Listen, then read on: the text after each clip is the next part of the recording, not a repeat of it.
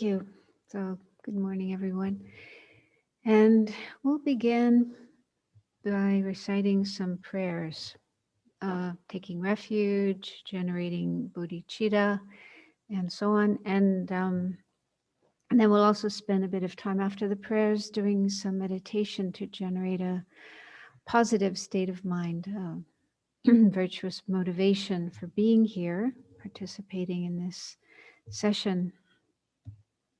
So I think Venerable Dundup can put the prayers up. Hard to read, yeah. Okay. Okay, so first is refuge and bodhicitta. So if you can, imagine the Buddha in the space in front of you. And you can also imagine he's surrounded by many other Buddhas and Bodhisattvas, beings who are totally dedicated to the welfare of all living beings without exception. So they have perfect equanimity, love, compassion, and perfect understanding of how to help us become free of our suffering and our problems, how to help us reach perfect peace and liberation and eventually enlightenment itself. And they're there for us all the time, 24/7, every minute, every second, just ready to help us. So if you have difficulty visualizing, maybe, you can't get a clear picture of the Buddha, but just feel that the Buddha is there. Many other beings and enlightened beings, compassionate beings are there in space in front of us. And then we are taking refuge in them. I go for refuge until I'm enlightened to the Buddha, the Dharma, and the Supreme Assembly. By my practice of giving and other perfections, may I become a Buddha to benefit all sentient beings. I go for refuge until I'm enlightened to the Buddha, the Dharma, and the Supreme Assembly. By my practice of giving and other perfections, may I become a Buddha to benefit all sentient beings.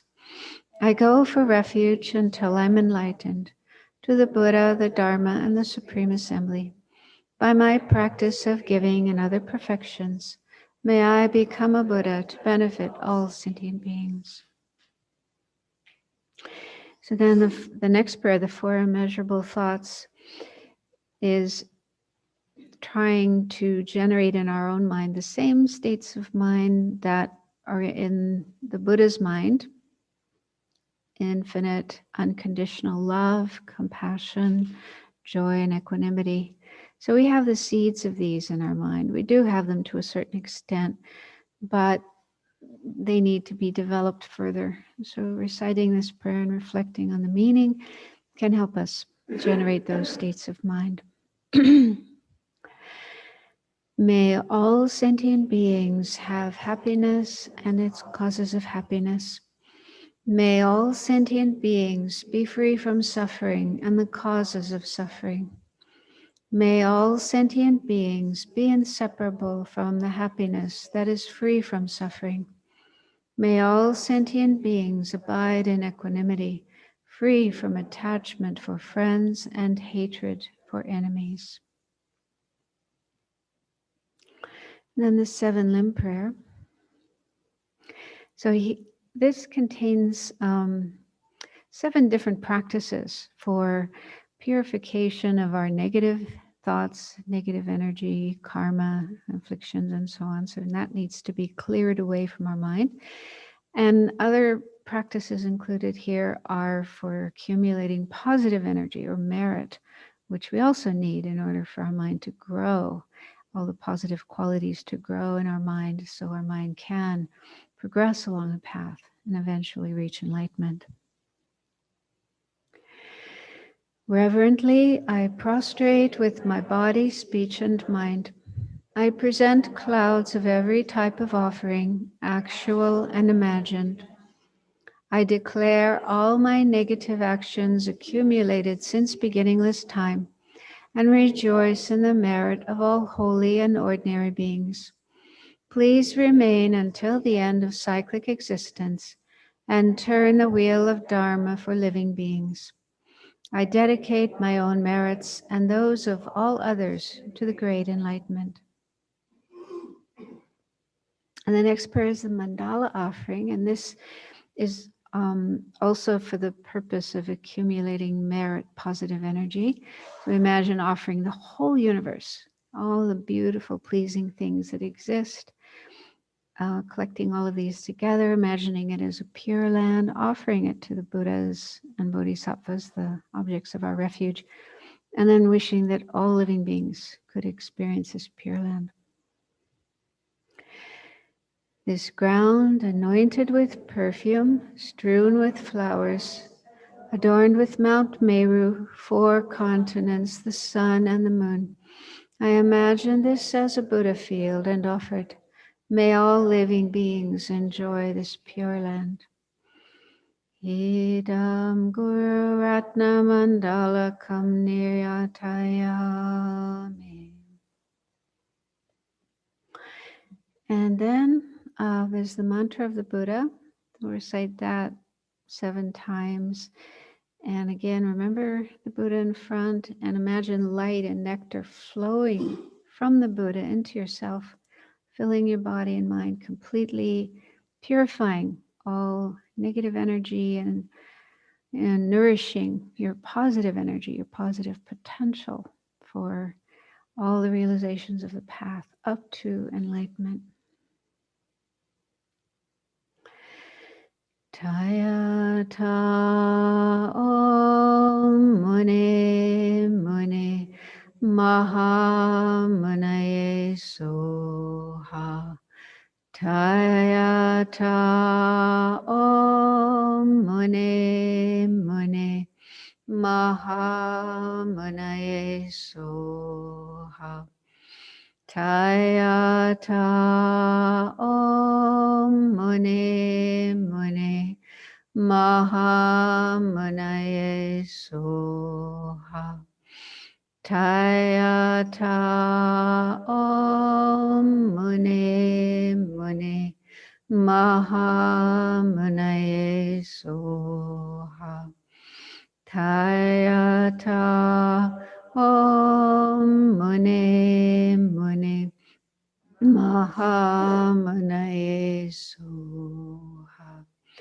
Tayata Om Mune Mune Maha Munaye Soha.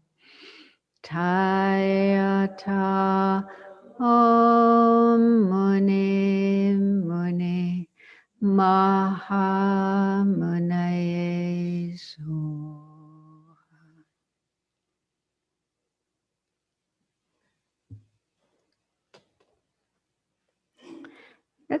Let's do a little bit of meditation to incorporate some of the things we have been learning about recently and using those to generate an altruistic motivation of wanting to benefit other beings and making that our motivation for being here and listening to this talk.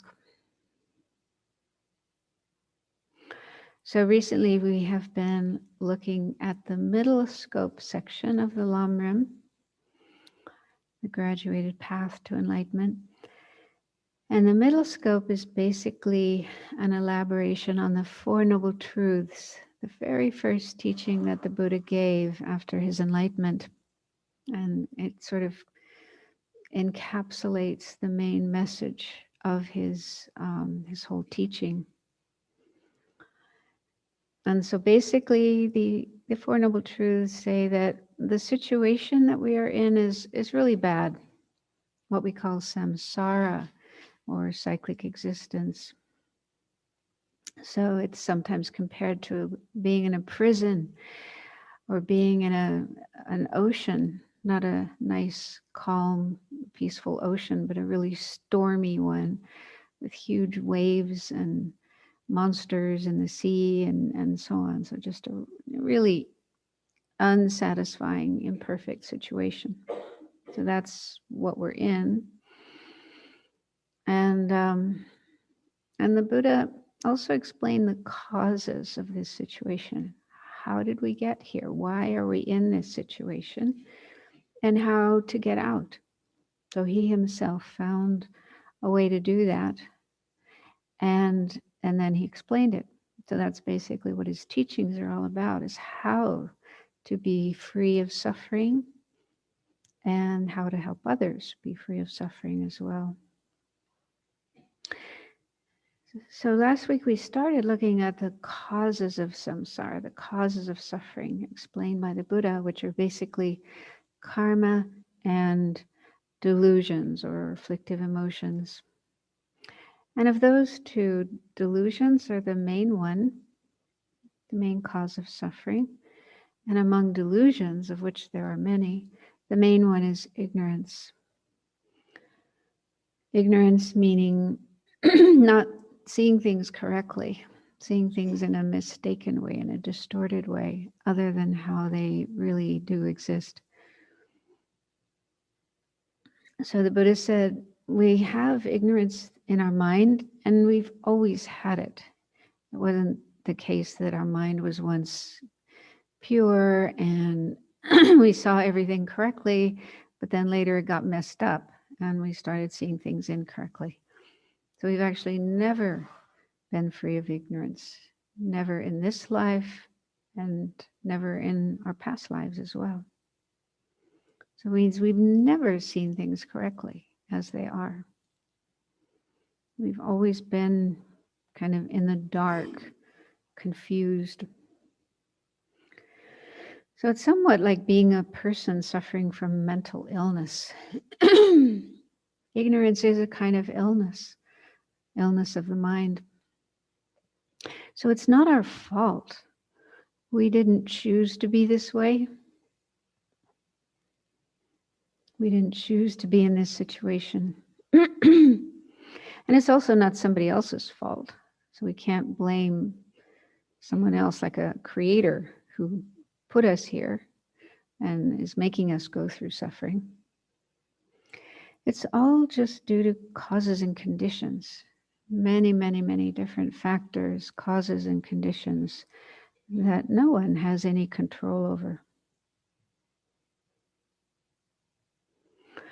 But we can understand what these causes and conditions are, and there are solutions, methods, antidotes we can use to gradually decrease them and eventually eliminate them altogether, so that they vanish from our mind and will never return. So how does that sound? Does that sound like something you'd like to do? Would you like to be free of all these delusions, afflictive emotions, disturbing emotions like ignorance, attachment, anger, and so on, such that they never occur again? Your mind will never again be afflicted by them.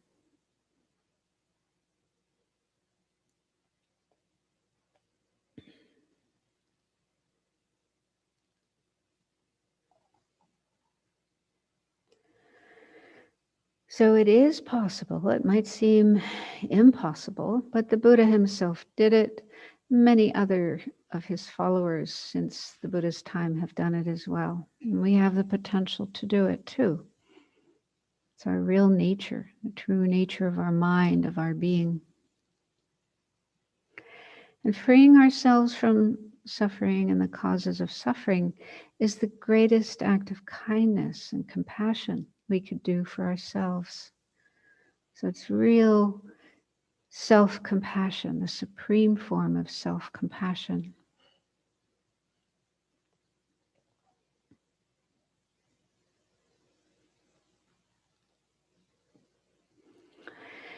But the Lam Rim is part of the Mahayana tradition, in which our goal is more than just freeing ourselves from suffering and its causes, getting ourselves to a state of freedom, peace, nirvana. Instead, the goal in Mahayana Buddhism is helping all other sentient beings to do that. helping all sentient beings be free of suffering and its causes. And we can do that by freeing ourselves. So we need to free ourselves from the causes of suffering so that then we're in a position to help others to do the same. And beyond just freeing ourselves from the causes of suffering, we also need to free ourselves from other obscurations in our mind that prevent our mind being fully enlightened, the mind of a Buddha. And this is possible too. We can do this. Buddha showed the way. We have access to those teachings. And we can do it if we have the motivation to do so. See if you can feel how wonderful it would be if you could help all living beings to be free of all suffering and problems and the very causes of those: ignorance, attachment, anger, and the other afflictive emotions.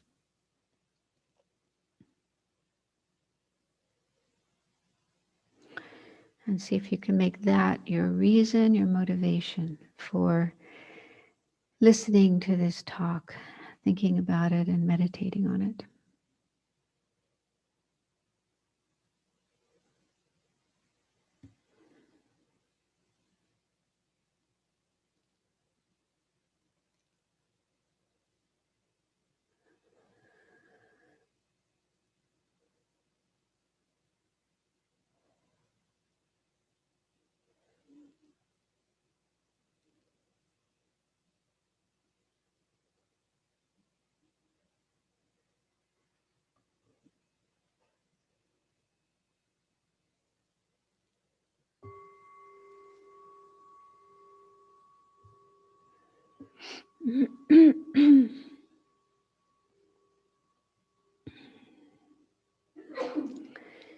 Okay, so last week we started looking at the causes of suffering, which is the second of the Four Noble Truths.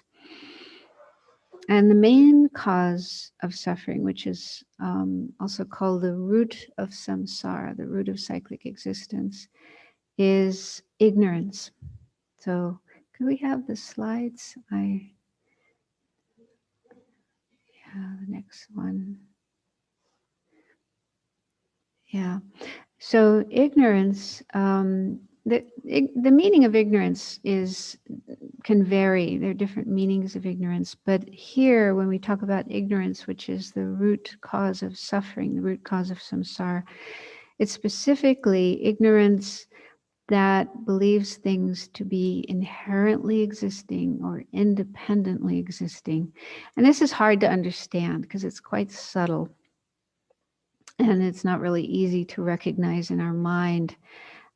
So it takes time. We need to listen to teachings about it and study it and discuss with others, ask questions and so on. So it does take time to understand ignorance and its antidote. So the antidote to ignorance is wisdom. Wisdom that sees things in the opposite way to ignorance. Sees things as empty of inherent existence or independent existence. But so it is difficult and does take time, but any effort we do make to try to understand wisdom and cultivate wisdom is very, very beneficial and is a way to create a lot of merit or positive energy. And actually in the Lam Rim, this topic of wisdom, the wisdom that is the antidote to ignorance, comes right at the end. It comes in the great scope. We're still on the middle scope, so later we'll get to the great scope. And right at the end of the great scope is the topic of the 6 perfections. These are the practices a bodhisattva engages in order to reach enlightenment. And perfection number 6 is the perfection of wisdom. So that's where there's an elaborate explanation of how to develop wisdom. So at this point in the Lam Rim, the middle scope, it's just briefly mentioned but not explained in detail. So we will get to that later when we get to the great scope and the end of the great scope. So I'm not going to spend more time now talking about ignorance and the wisdom that is the antidote to it. But just to mention, for me personally, it's been really helpful to find out that the root cause of all suffering and problems is ignorance. Because I think myself, and I know many people in the West, have the tendency to be self-critical and self-judgmental and feel, oh, I'm such a bad person. When we see, negative thoughts, negative emotions in our mind, and we find ourselves sometimes acting them out and doing negative things, even though we know we shouldn't. And then we can easily beat ourselves up and think, oh, I'm so bad, I'm so horrible. What's wrong with me? And so when we have that kind of attitude, it almost seems like that's how we are intrinsically, inherently. My real nature is to be bad. And so, I don't know, it's really helpful to find out it's all because of ignorance. We just don't see reality. We don't see things as they are. And that ignorance is what leads to these other afflictive emotions like anger and attachment and so on. All these things we wish we didn't have and we feel bad about. And so it means we're not inherently a bad person. In fact, nobody is a bad person according to Buddhism. Everyone is basically good. Our real nature is good and pure and like clear water or like clear space. And the afflictions, the disturbing thoughts and emotions are just transitory. They're like pollution that gets into the sky or into the water, but it's not a permanent part of the sky or the water, and it can be cleared away. Like, a few days ago here, we had very polluted air. We could hardly see anything. And then it rained and wind came, and now it's really beautiful and clear again. Of course, it could get polluted again, but it just shows that pollution is not something permanent and fixed. It's not an inherent part of the sky or water. It can be cleared away. So in a similar way, the pollution in our mind, the pollution of afflictive thoughts and emotions like anger and selfishness and greed and so forth, these are not permanent fixtures, permanent parts of our mind, of our being. They're temporary, transitory, like pollution, and they can be cleared away. And it's really basically because we just don't know any better. We're ignorant of the true nature of things. So for me, that explanation, contemplating that is really helpful to counteract self-hatred and self-criticalness and, this sense of being a bad person. And it also can be helpful in dealing with other people as well, when you see other people who seem like bad people, to understand, well, basically they're just confused, they're just ignorant. They're seeing things incorrectly, and then because of that being in their mind, all these other afflictive thoughts and emotions come, but that's not how they really are. So it can really help us to be less judgmental and more accepting and compassionate towards others. Okay, so next, let's look at how the other delusions meaning anger, attachment, and so forth, arise from ignorance. Because ignorance is said to be like the root, in the same way that a tree, say they have a big tree, and the tree consists of a trunk, many branches, and small branches and leaves and so forth. So all of those parts of the tree come from the root. The root is what nourishes them, enables them to grow. So in a similar way, this ignorance about the true nature of things, ignorance that sees these things incorrectly, is like the root of all of our other afflictions. They all grow from that. So the first bullet point says, ignorance isn't just not knowing the true nature of things, but it mistakenly sees things in the opposite way to how they really are. It sees things as inherently existing or independently existing. So the reality of things, the way everything exists, is that it exists dependently. So it's empty of independent existence or inherent existence. That's hard to understand, but just hold that in mind. So that's the reality of things. That's how things exist. So ignorance doesn't see things in that way, but sees things in the totally opposite way, opposite to how they really are. Because, you know, the term ignorance can sometimes have the sense of just not knowing something. Like, for example, I don't know how to fix cars.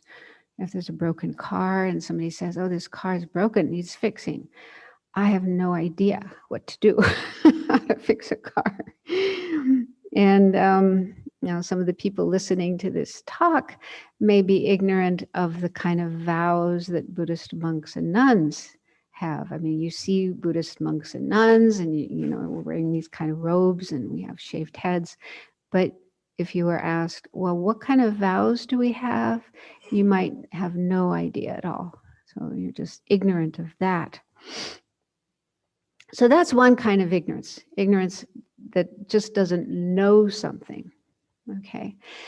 But this kind of ignorance we talk about in Buddhism isn't just that kind of ignorance. It isn't just not knowing the true nature of things, but it's totally opposite to that. It's like seeing things in a completely wrong way. So that would be like, for example, even though I don't know how to fix cars, but if I think I do, and I try to fix a broken car, and I do it completely wrong, you know, I put things in the wrong place, and so it actually gets even worse than it was before. So that's a more complicated kind of ignorance, where you think you know something, but actually you're wrong. Or in the example of people who don't know what vows Buddhist monks and nuns have, they might think that they know, but it's totally opposite. They might think that we have vows to kill and to steal and to lie and to have sex. And so they think we have those vows. But that's totally opposite to the reality. You know, we have vows to not kill, to not steal, and so forth. So this does sometimes happen. You know, people think they know something, and it's totally opposite to the reality of things. Okay, so that's a more complex kind of ignorance than simply not knowing. I just don't know. So it's similar here. The ignorance that we have about the true nature of things is more than just not knowing, but it's a totally mistaken, totally wrong, totally opposite to the reality of things. So that means it's more complex, more complicated, more difficult to work with. And I'm just saying that not to discourage you, but just to let you know it's not easy to clear up ignorance and develop the wisdom that sees things in the opposite way. And Lama Yeshe would use the term concrete view to describe the way ignorance works. He says we see things in a very concrete way. Things appear to us like our own self, our own I, other people, other beings, and all the things in the world around us, and all the things that happen, all the situations and so on. We see all these things as having some sort of concrete reality, concrete way of existing. They seem very real and very solid over there, totally independent of anything else, including my own mind, my own thoughts about things. Okay, so again, it does take time to understand what that means, but anyway, things seem very real and rigid and concrete over there from their own side, independent of everything else. So that's how things appear to us, and then we completely buy into that. You know, we're totally captivated by that appearance, and we think, yes, that's how things are. And so, based on this wrong way of seeing things, the next bullet point says, based on this, improper mental attention exaggerates the pleasantness of objects we find attractive and the unpleasantness of objects we find unattractive. Okay, so we have this basic view of everything having real, independent, concrete existence. And then certain people and certain objects will appear attractive, pleasant, likable. Okay, certain types of people, certain types of food, sounds, smells, and so on appear pleasant and attractive.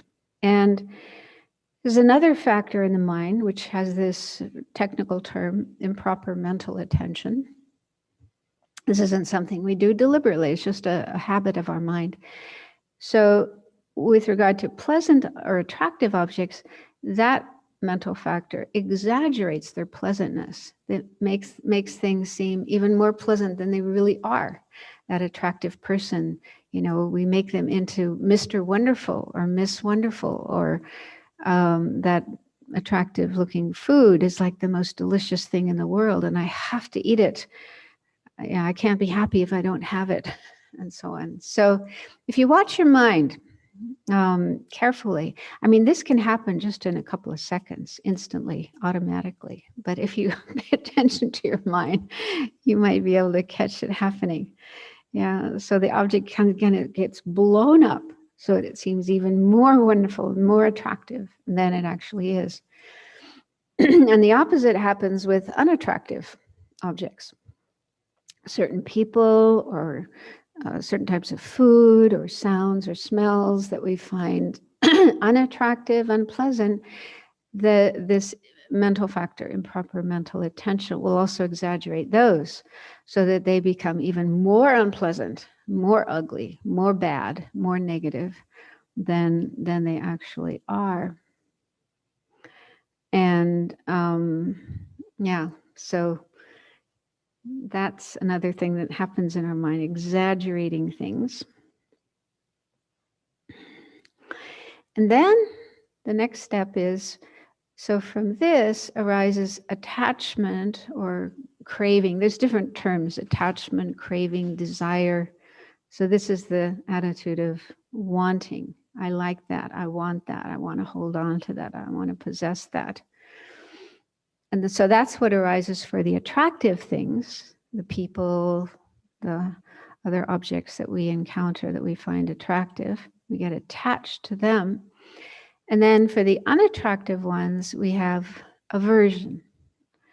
And that can range anywhere from just a mild feeling of annoyance or irritation, all the way up to strong hatred and even aggressiveness, harmfulness, wanting to do something harmful. There's a whole range of different levels of that kind of feeling. So this, hopefully this sounds familiar. I mean, hopefully in the sense that you recognize this, because it does happen in our mind. Unfortunately, it happens, but it does happen, and it is important to become aware of it and recognize it. And just to, in line with this, His Holiness the Dalai Lama tells the story of meeting one American psychologist, Dr. Aaron Beck, who spent, I guess he spent a lot of time doing research on anger, hatred, that particular mental state.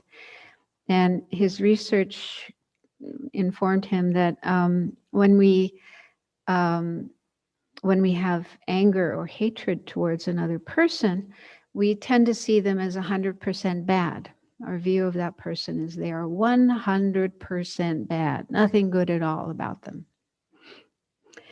But the psychologist said 90% of that is projected by our own mind. And His Holiness said he was really happy when he heard that, because he says, yes, this is what Buddhism says too. Okay, there might be some bad there. There's something negative in their qualities and their behavior and so on, but so much more is added, projected, superimposed by our own mind. So that's sort of a Western psychological confirmation of this, what's described in Buddhism. And so one helpful antidote when we do find ourselves having anger, attachment, or other afflictive emotions is just to ask ourselves, am I seeing this person or this object realistically. I call it doing a reality check. Yeah, does the person really exist that way? Are they really so wonderful as my mind is saying? Are they really so horrible as my mind is saying? And one way we can check that is to just look at other people's reactions. How do other people see those people? You know, the one we find so wonderful, so attractive. We'll probably find other people have a different view. They may think, yeah, okay, nothing special. Or, ooh, you like him or her? So we'll most probably find that not everyone sees the object the same way we do. So that can help. That gives us a good clue that there's some projection, exaggeration going on in our mind. And the same with the person that we find unlikable and unattractive or even 100% bad. If we pay attention to what other people are saying or how other people are reacting to that person, we'll notice not everyone sees them the same way we do. Some people like them. Some people love them, think they're great. And then we might think, oh, but they're deluded. They're blind. They don't see reality. Well, maybe that's going on too, but what about ourselves? Are we seeing reality? Are we seeing the person in a realistic way? The best person to check with would be the Buddha. How does the Buddha see that person? I find that really helpful. How does a Buddha see that person? Do they see them the same way I do? Probably not. So just that little exercise itself can be really helpful. Lama Yeshe says that doing this can soften the concrete view. So even if it doesn't completely overcome your afflictive emotion and your ignorance, but at least it gets softer instead of things appearing so solid and concrete and really like that, the way I see them. They seem softer, more dreamlike, more ephemeral, rainbow-like. And that helps because that will undermine those emotions, the strength of the emotions. Okay, so ignorance, even though it's the root of all the other afflictive emotions and it's the root of all our suffering, so that's the one we really need to get rid of, but it's not easy. It's difficult to get to that one.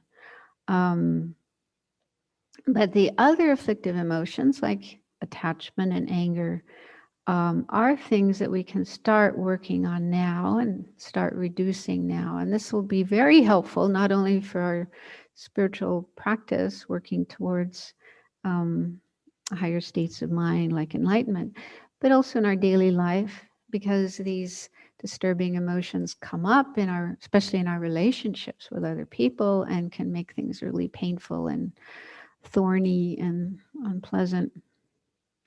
So I just thought to share this. I'm kind of digressing from the book because the book Easy Path doesn't really go into emotions very much. It just mentions them. But I think this is such an important topic, and it's so beneficial to learn more about our afflictive emotions. So I thought to bring in some other information about how we can deal with them when they arise. So the next slide. So there's some general antidotes, meaning these are things we can do with any of the afflictive emotions that arise. So I just mentioned two, attachment and anger or aversion. The other afflictive emotions are kind of branches of those. They're sort of combinations of those. And you know, one helpful analogy would be that the three poisons of ignorance, attachment, and aversion are like the three primary colors. I think, what are they? Red, yellow, and blue, isn't it? Red, yellow, and blue. Okay. And then all the other colors, you know, we can have hundreds of thousands of different shades of colors. They're all just combinations of those. So you just put those together, plus white. I don't know why white isn't considered a color, but anyway, sometimes white needs to be added to make pink and so on. So in a similar way, we have these three main afflictive emotions, or three poisons is what they're called, three mental toxins, we could say. And then the other afflictive emotions are sort of combinations of those. For example, jealousy or envy. That's another really painful one. So that's attachment plus anger. You have attachment for certain things, and then you see somebody else who has more of those or better than you do. And then there's aversion or hatred. I can't stand it. I can't stand that person. They're better than me. They have more than me. So it's attachment plus anger. So if we understand these three root ones and work on those, then that can help work on the others. So there are general antidotes to afflictive emotions. I'll share those with you. And then there's also some specific ones. So specific afflictive emotions like anger has certain antidotes that help decrease that, and attachment has other ones. But these are things that can work for all of them. So the first is recognize their faults, how they cause problems for both yourself and others, both short-term and long-term. So this is really important because it can happen that we might get caught up in an afflictive emotion, and at that point in time, we may feel right, we may feel justified, we may feel, like for example, if we're feeling angry or annoyed at another person, we may feel, well, they're a jerk, so of course I should feel this way, and and I should do something to, get them to stop what they're doing, or to tell them what a jerk they are, or whatever. So we can feel justified in having that particular state of mind. And if we feel that way or think that way, then we don't even want to get ourselves out of that state of mind. We don't even want to apply any antidotes. Somebody says, well, maybe you should work on your anger and your aversion. What are you talking about? I'm right. And the same with attachment. Attachment is even more difficult to get out of because we feel, oh, this person is so wonderful, or that object is so wonderful, and it's bringing me so much happiness, so much pleasure. And, how could this be wrong? What's wrong with this?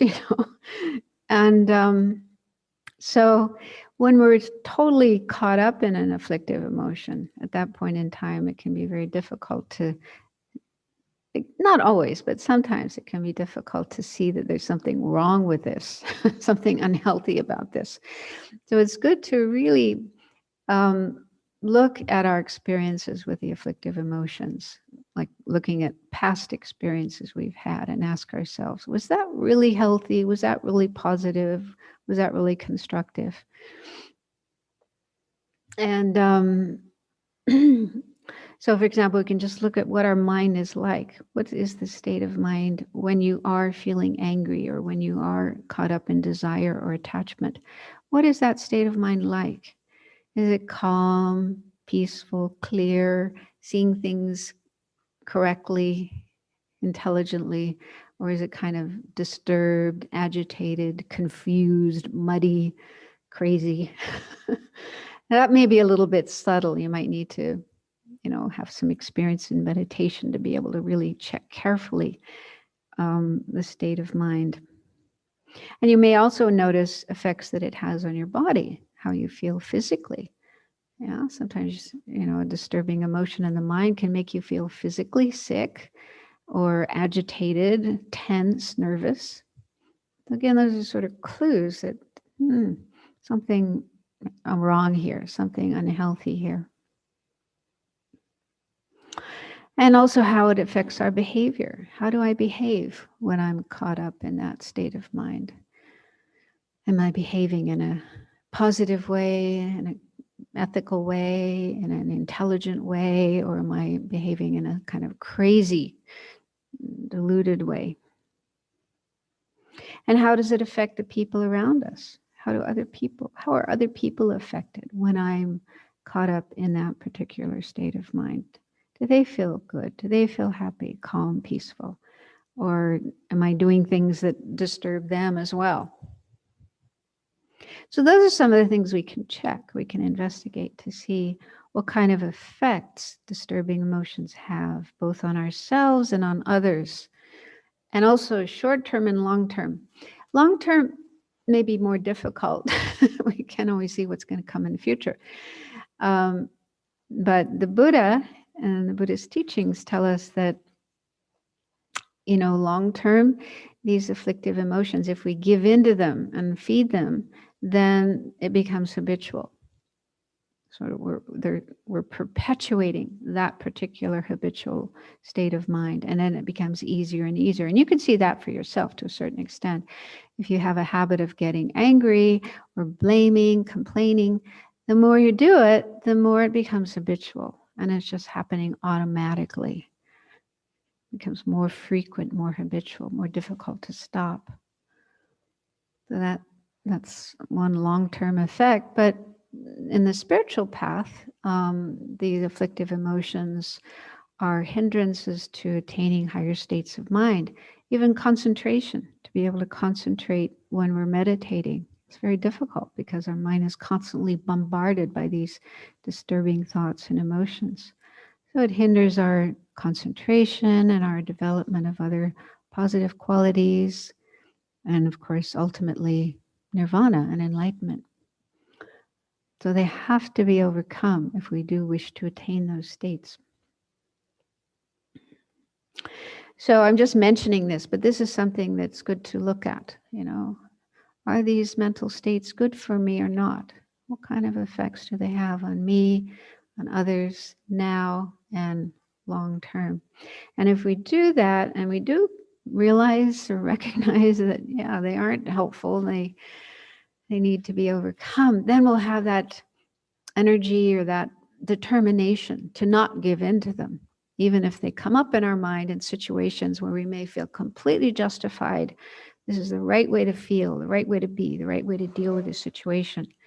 But there'll be something in our mind that says, no, wait a minute. I remember last time I got caught up in this, and where that led me got me into trouble. So I don't want to do that again. And also the Buddha, what the Buddha said about these. So we'll have kind of more information to inform our response, our way of dealing when they do arise in our mind. So then the next bullet point says, recognize that you have the choice to not follow them. So not everyone realizes that. Some people think there's no choice. I feel angry, I have to get angry. I have to go with my anger. I feel attachment, I have to follow it. Almost like we see our emotions as our boss, the thing controlling us. And that's not true. We do have a choice, how we respond and how we deal with emotions.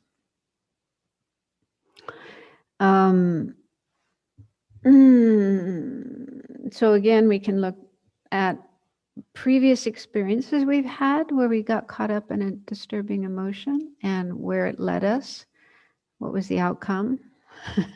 And again, if we can recognize that it led us into trouble and that we may feel regret, we may feel shame about what we did, how we behaved, and that we made a mess of things, then we might realize that we could have responded differently. We could have done things differently.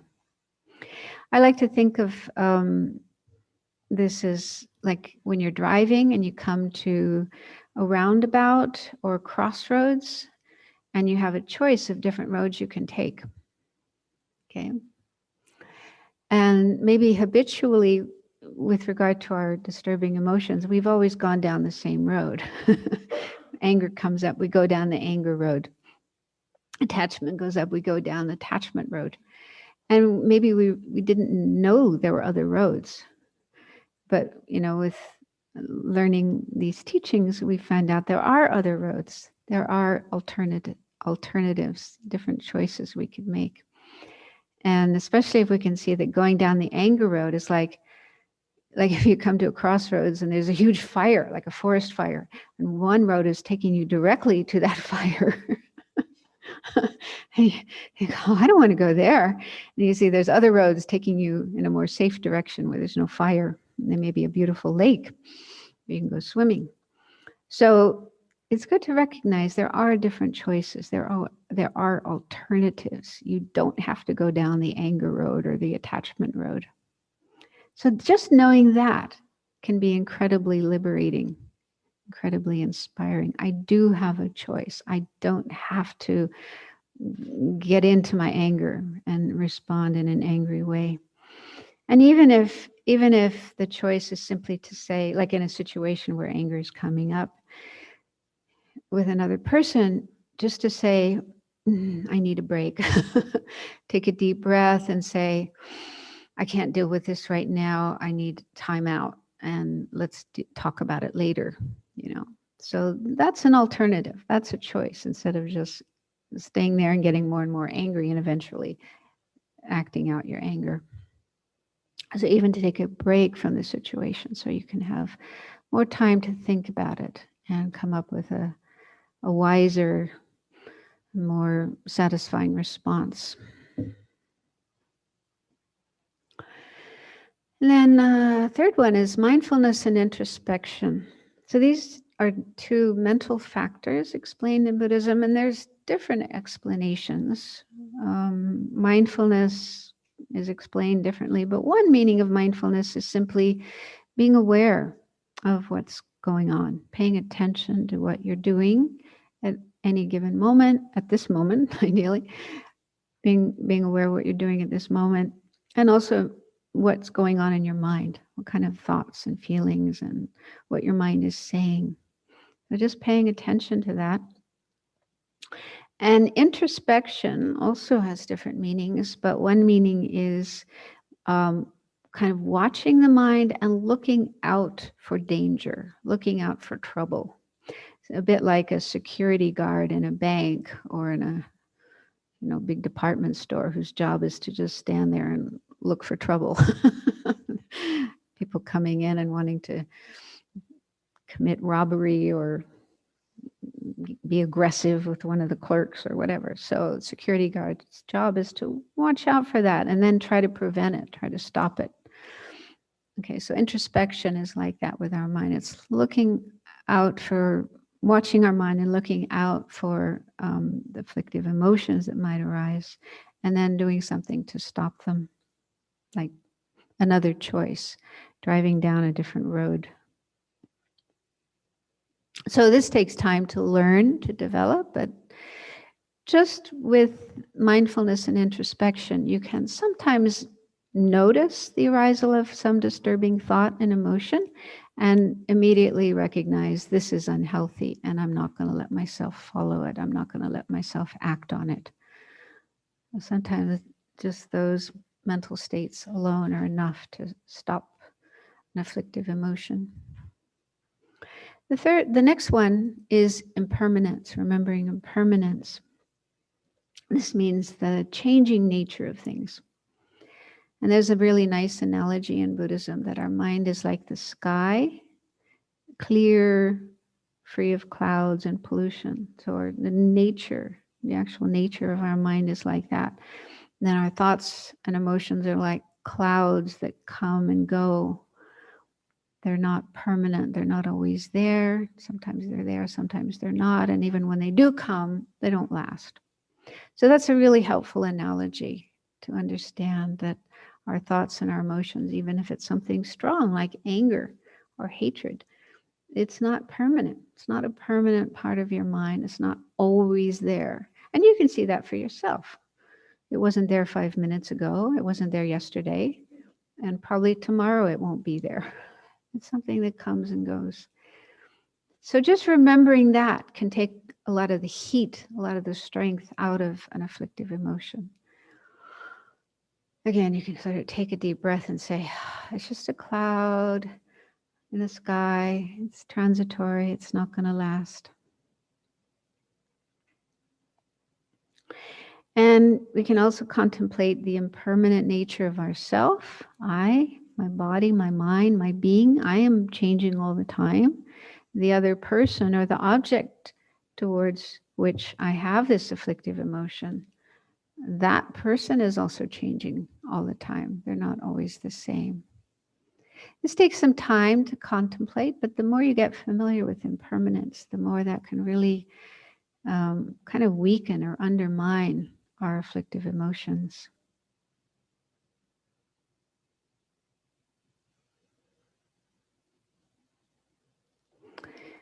The last one is do a reality check. That was what I was talking about earlier.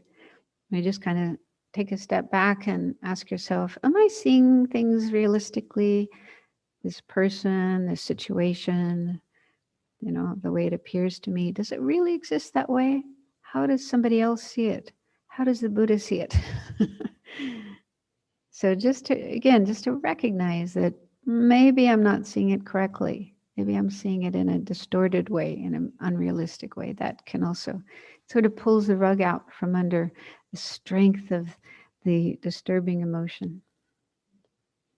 And at least give you some space to think more carefully and more clearly. And the last point is don't beat yourself up. So this is really important because we do, I don't know, not everybody, but some of us do have this tendency when we notice anger or attachment or other disturbing emotions in our mind to then kind of beat ourselves up and think, oh, I'm so bad, I'm so horrible. That doesn't do any good. It just makes things worse. You got two problems instead of one. You got the disturbing emotion, and you have this additional thing of, oh, I'm so bad, I'm so bad. And so it's not a remedy, and it's not realistic because we're not bad, as I mentioned before. Disturbing thoughts and emotions are like clouds. They come and they go. They're not permanent. They're transitory. They're not who we are. They're not our real nature. They're just things that arise and pass through our mind. So it can be very helpful just to say to yourself, like when anger comes up, to say, instead of I am angry, to say, anger is in my mind. There's anger in my mind right now. So that helps to detach from that emotion and see it more objectively and not identify with it. Okay, then, so those are things we can use with any of the disturbing emotions, any of the delusions. And then there's specific ones for anger. There's lots of these. I'll just mention a few, but there's whole books about anger. So the main antidote is loving kindness, which means wishing the other person to be happy. But that can be really hard to bring up in your mind unless you've done a lot of work on meditating on loving kindness and you have a strong familiarity with it. But when you're really angry at someone, it can be hard, but not impossible. I think I may have told this story here. I don't know. This woman I met who worked, her job involved answering the phone for a company, and it was usually people calling up and complaining about the product, and often they were angry. And so she had to deal with a lot of angry people on the phone. And she said this would stir up her own anger. So when she heard the person's tone of voice and they sounded angry, she would get angry. And then they'd have this angry exchange, which wasn't very pleasant or productive. And then she learned about loving kindness meditation, metta meditation, started doing that. And then she started using that in her work. So when she heard the other person's voice and the angry tone, she would just start saying to herself, may you be happy, about the other person. Just saying those words, which is part of the loving kindness meditation, wishing the other person to be happy. Although she was probably feeling angry, but that was like an antidote to the anger. And it did help her to not get angry, to not react with anger. And so she was able to stay more calm and more friendly. And she noticed that when she was like that, the other person's anger would calm down as well. And they would be able to have a more polite, friendly conversation rather than an argument. So even though it may be hard to really feel loving kindness for the other person, just bringing that to mind and just saying those words, may you be happy. This person's just like me, trying to be happy. May they be happy. That can really help you to not get so angry at them. And compassion is wishing the other person to not suffer. So that's very helpful, because when we're angry at somebody, it's usually because they're doing things that are annoying or wrong or harmful. And why are they doing those things? Why are they behaving that way? If we really think about that, are they happy? Is that person happy? Is that person thriving, flourishing, doing well? So if we think about that, we'll probably come to understand, no, this person is not happy. This person is actually suffering. When people are happy and thriving and doing well, they usually behave themselves. They usually do nice things. They don't do awful things. When someone's doing awful things, and we can see this in ourselves, it's usually because there's pain inside. Yeah, we're unhappy, we're confused, we're miserable. And our mind is afflicted with disturbing emotions. So if we can think that way, the other person is actually having a hard time. They're actually suffering. So we can do this little exercise of putting ourselves in the other person's shoes, like just trying to understand what's going on with the other person. Why are they behaving this way? And we'll most probably understand there's something going on with them. They're not happy. Maybe some big problem is happening in their life.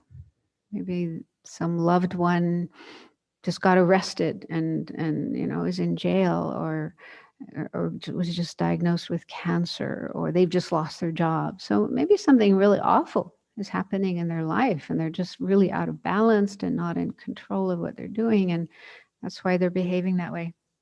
So this is what we can come to understand if we do this exercise of putting ourselves in the other person's shoes.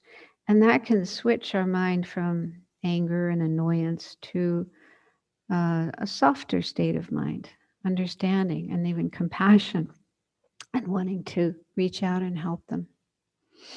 So again, it's good to have more practice with compassion and experience generating compassion to be able to use this in difficult situations, but it can be very helpful, very powerful. The third one is karma. So according to the Buddhist teachings, or any teachings that talk about karma, the experiences we have now are the result of things we did in the past. So if we're having problems, like that's usually when anger comes up, someone's mistreating us, disrespecting us, doing what we don't want them to do, not doing what we do want them to do. So we're having trouble with somebody.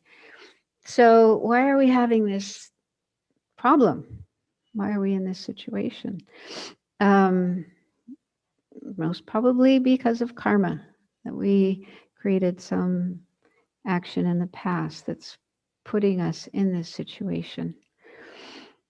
And so that's a really helpful tool in working with anger, because instead of putting all the blame on the other person, it's all the other person's fault. I'm completely innocent. I didn't do anything to deserve this. That's our usual view.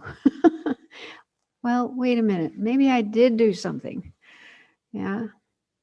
We might even be able to remember something in this lifetime that we did that could have got us into this situation.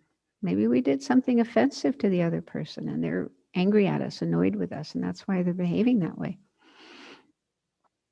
Or we did something similar to what the other person is doing earlier in our own life.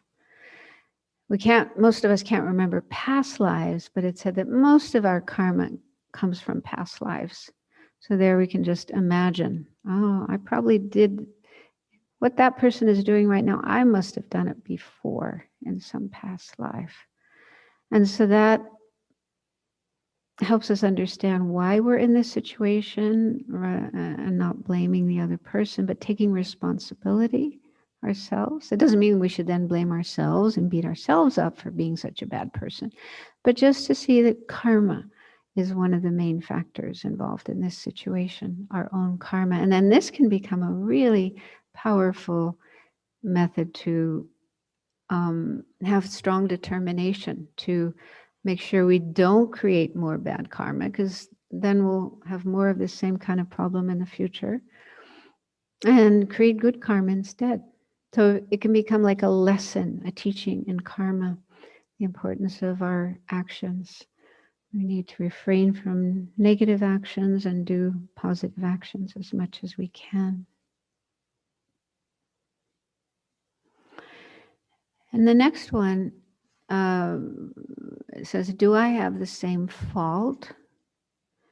So when we get annoyed or critical about another person's behavior or about some attitude we see in them, it can be helpful to ask ourselves if that's something we have. Do I have that attitude, or have I behaved in that way before? This can be quite difficult to do. There can be a lot of resistance in our mind. What? Me? I'm not like that. But if we try to go deeper and be more honest with ourselves, we probably will find, I mean, this is my experience whenever I try this, eventually I do come to where I recognize, yeah, I have that too. It may not be exactly the same as what the other person is doing or the attitude they have. Something similar to that is there in me as well. And the reason we get annoyed about it in the other person is probably because we don't like it in ourselves. We don't like that. We don't accept that. We think that's wrong. We think that's bad. And so we're trying to shove it aside or bury it or pretend it's not there. So we haven't come to terms with it in ourselves. We haven't come to accept that in ourselves. We don't like it in ourselves. So when it shows up in somebody else, we feel the same way. I don't like that. That's wrong. That's bad. That's horrible. You shouldn't be that way. So we're kind of scolding the other person in the same way we scold ourselves for that particular quality. So this can take some time to do and some real soul searching, mind searching. But if we do come to recognize that is something in myself as well, again, it undermines our anger, because like, how can I be angry at somebody else when I have that too? I'm like that too. Doesn't make any sense. But then the solution to that would be to come to an acceptance, a compassionate acceptance of that in ourself. Okay, I'm like that too. I have that quality. I behave that way sometimes too. I'm not going to beat myself up about it, because I know it's not who I really am. It's just a kind of pollution in myself that needs to be cleaned up. But we have to at least start with an acceptance, a kind acceptance of that in ourself. And then when we can be more accepting of that in ourself, we can be more accepting of it in the other person and have, compassion rather than criticalness and judgmentalness.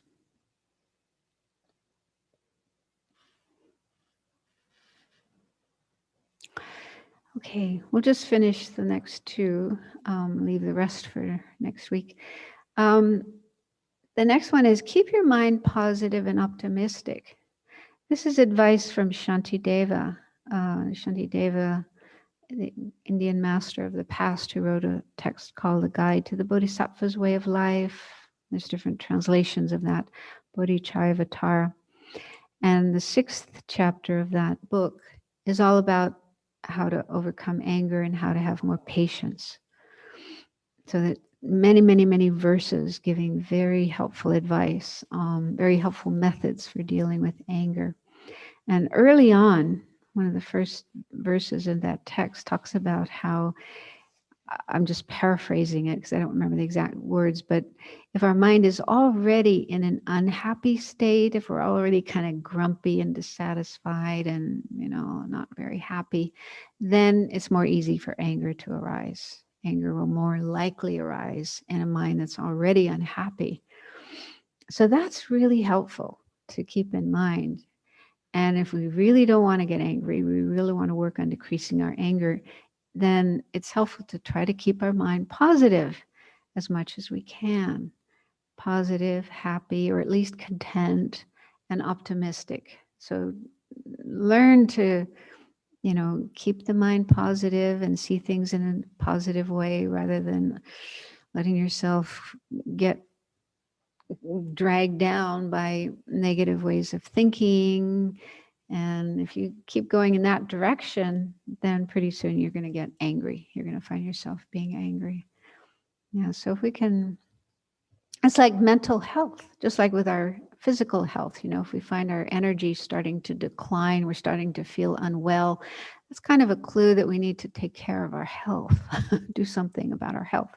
So in a similar way, if we see our mind starting to go down the road of being unhappy and grumpy and complaining and blaming, then that's like the road leading to anger. So try not to keep going down that way and bring yourself back to a more positive state of mind. Okay, one last thing, this is very helpful too, is to look for good qualities in the person. Because when we're angry, as we saw before, the mind tends to exaggerate the negative qualities and even add more that aren't even there, like superimpose or project more things that aren't even there. And pretty soon we see the person as 100% bad, horrible, stupid, useless, a jerk, whatever. And then we don't see anything good in the person. It's like, oh, they're just nothing but trouble, nothing but problems and bad things and nothing good at all. And that's not true. Nobody is 100% bad. Everybody has some good qualities. So it can be helpful to just make an effort to focus on good qualities the person has, good things that they have done. So that counteracts the anger. It's not a total solution. We still have to do other things, but it can at least help to decrease the tendency of the angry, hateful, negative state of mind.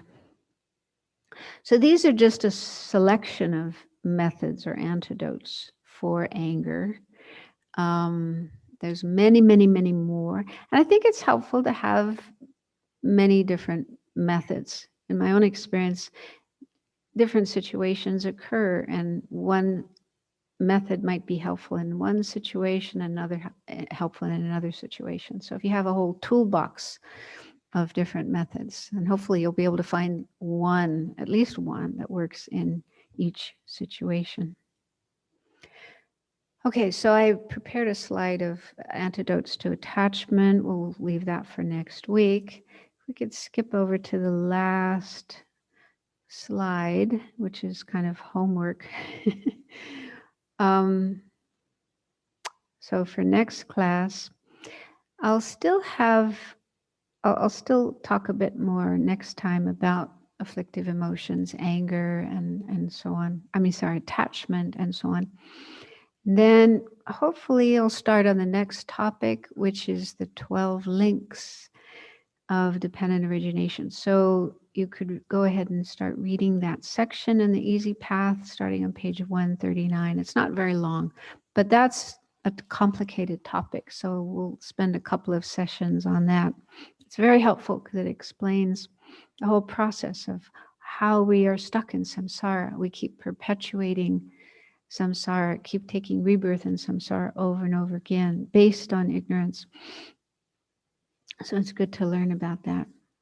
And then a couple of times before the next time, meditate on anger. We haven't done attachment yet, but just look at anger and the things that I mentioned about like faults of anger, and just check for yourself if you can see that it's true, that anger leads to troubles, problems for yourself, for others, short-term, long-term. So just check if anger is something harmful.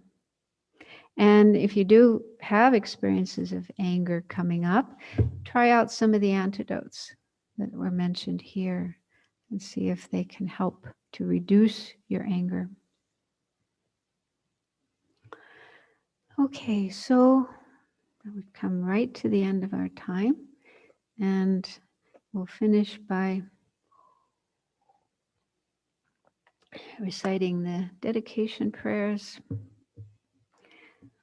So feel confident that having spent this time looking at the Buddhist teachings, the Lam Rim teachings, with a positive motivation and altruistic motivation, we have definitely created merit, positive energy. This is like what will enable us to have happiness in the future and eventually attain the goals of the spiritual path. So it's good to share this positive energy with others. It doesn't mean losing it or having less of it ourselves. It actually increases when we do mentally share it with others. So let's do that, share it with all other beings, wishing they too will be able to learn the teachings, follow the path, and as quickly as possible reach the goals, especially enlightenment. Due to the merits of these virtuous actions, may I quickly attain the state of a Guru Buddha and lead all living beings without exception into that enlightened state. May the supreme jewel Bodhichitta that has not arisen arise and grow, and may that which has arisen not diminish, but increase more and more. And we also dedicate for the long lives of our spiritual teachers, especially His Holiness the Dalai Lama and Lama Zopa Rinpoche.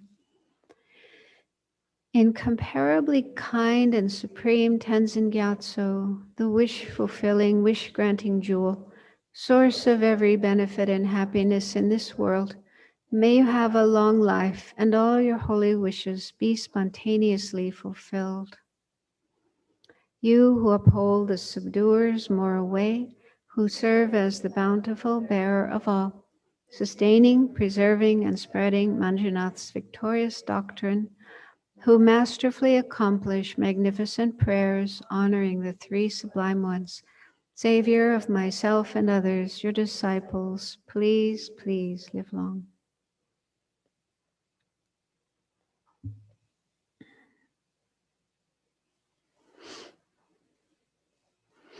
So thank you very much, and see you next week. Stay well between now and then. Thank you. Thank you very much, Venerable.